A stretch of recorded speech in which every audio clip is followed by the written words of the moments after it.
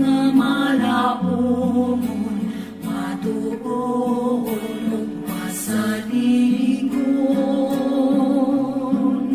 sa Ginoo sa kanunay. Ang pulong sa Dios maoy ato iya ug kabayan sa Kristo halong kinabuhi. Uy anta kini sa kinasing-kasing kayo. Ipaambit ang mga pulong sa Ginoo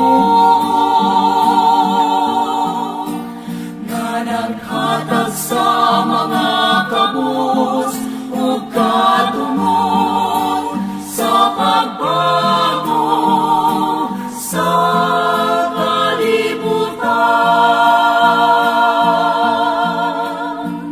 Ang pulong sa Diyos nakagi kanato sa pagsunod ug pagpuyo sa mga pulong nga gitudlo kanato sa Ginoo. Ipaambit ang mga pulong sa Ginoo nga naghatag sa mga kabus ug katungod sa pagbago sa kalibutan.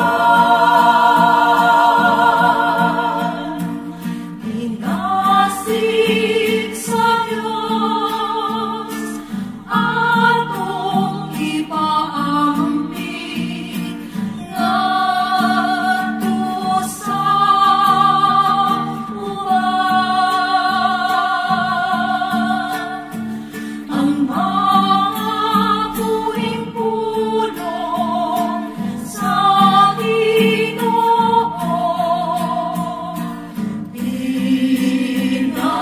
pinaagi sa masagsibong mga buhat.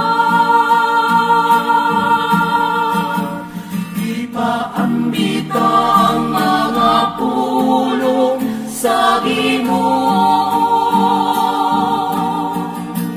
nga naghatag sa mga kabus ug katungod sa pagbago